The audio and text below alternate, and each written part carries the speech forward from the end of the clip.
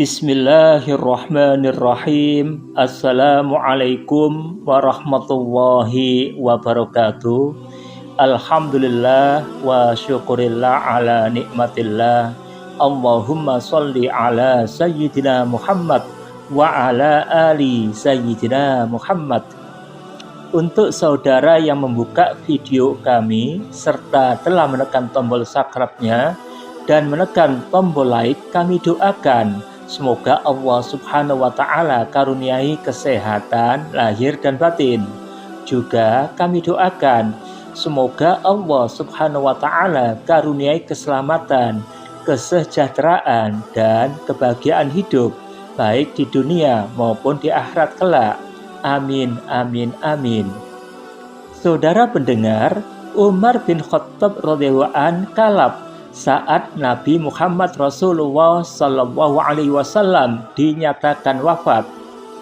Satu-satunya sahabat yang tidak bisa menerima kenyataan bahwa Nabi Muhammad Sallallahu Alaihi Wasallam telah wafat ialah Umar bin Khattab. Salim ibnu Ubaid radhiyallahu an memberitakan bahwa setelah Nabi Sallallahu Alaihi Wasallam wafat, Umar mengunduskan pedangnya di hadapan para sahabat yang sedang berkumpul.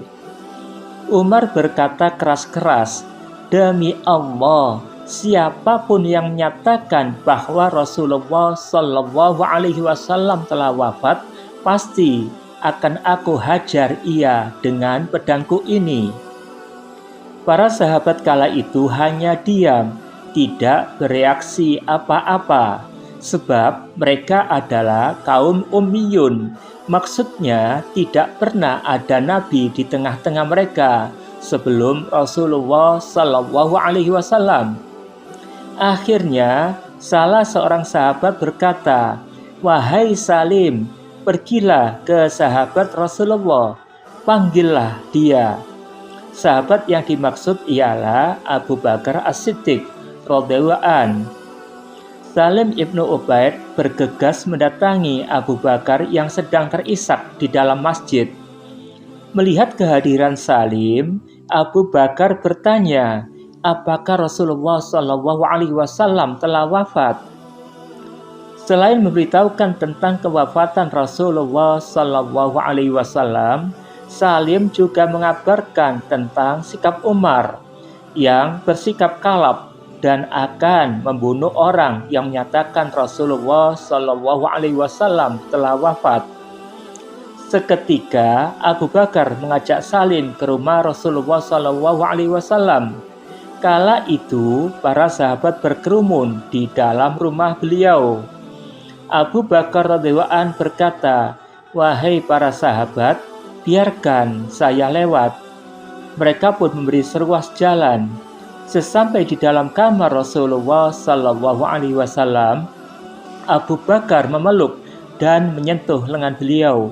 Lalu beliau berkata, "Sungguh engkau telah wafat dan mereka pun akan mati." Beberapa sahabat yang turut berkerumun di rumah Rasulullah Sallallahu Alaihi Wasallam bertanya, "Wahai sahabat Rasulullah, benarkah Rasulullah Sallallahu Alaihi Wasallam telah wafat?"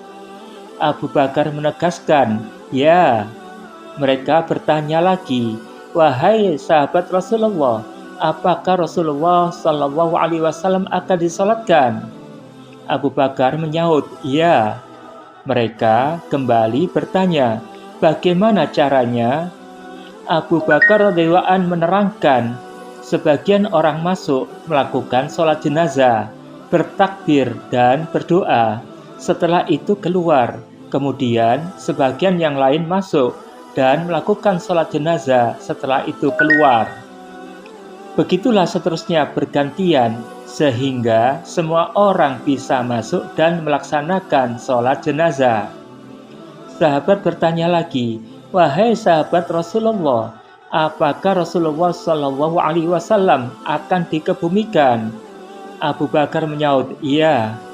"Di mana dikebumikannya?" tanya mereka. Abu Bakar menerangkan, "Di tempat Allah menyabut nyawa beliau. Allah tidak akan mencabut nyawa beliau kecuali di tempat yang baik."